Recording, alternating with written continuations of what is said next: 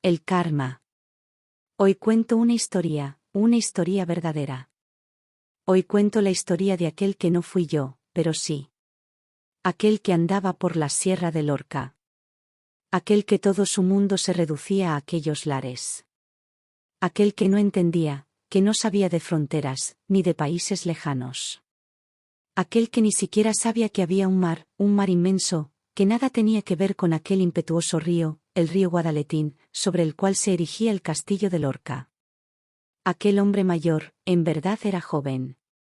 Era un joven, que camuflado con viejos harapos, no le supuso ningún problema sentarse en la ladera de la montaña, sobre un montículo de piedras y barro. Sentado, pensativo, miró sus manos encalladas por el duro trabajo, ya ni siquiera recordaba cuando su piel era fina, porque aquel que tiempo atrás fue un bebé de carnes blancas y tiernas, de ojos grises de amamantado. Aquel al que se le escapaban amorosas sonrisas mientras contemplaba a la madre, aquel era un equivocado, y sus progenitores se lo enseñaron, porque el hijo de un pobre solo podía ser pobre. Trabajar la tierra era su destino. La tierra deformó sus jóvenes huesos. La tierra cuarteó su tez y la quemó una y otra vez, hasta que la hizo semejante al cartón, y sin embargo amaba a esa tierra, porque en ella era libre y no esclavo. Aquel que sentado miraba el río, y lo miraba con angustia. Aquel que de pobre no llegaba ni a pobre, pues ni mula para tirar del carro tenía. Y volvió la rabia una y otra vez, la orilla opuesta estaba demasiado cerca para no intentarlo, a veces la acción es si reciben una respuesta. No se sabe cómo, ni siquiera él, sabría decir por dónde, pero cruzó. Y exhausto cayó a la ladera del río, fue una hazaña épica, en aquella ladera próxima al castillo vio un montículo de tierra, solo tuvo que escarbar con sus manos, no se sabe si mucho o poco, pero ahí había una alcancía, un tesoro, y no un tesoro cualquiera.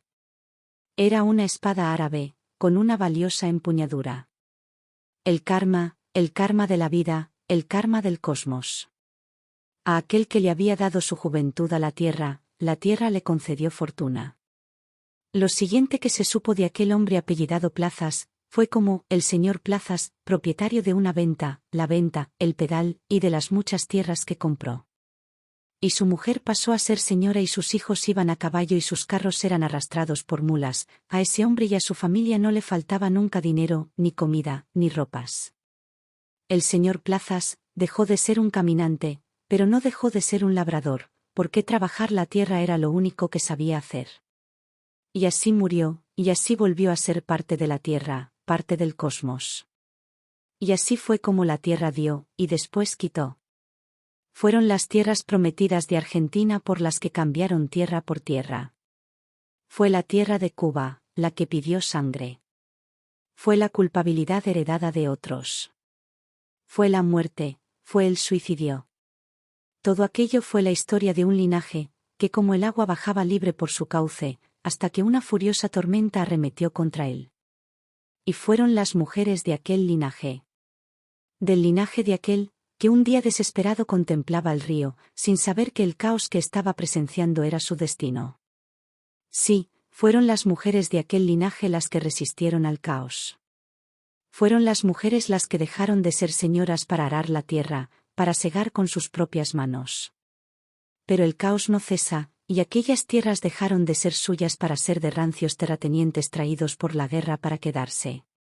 Y ahora los que no somos ellos, pero somos su linaje, recordamos cuál desenvuelto y chistoso juglar aquellas, sus épicas historias, y por ende las nuestras.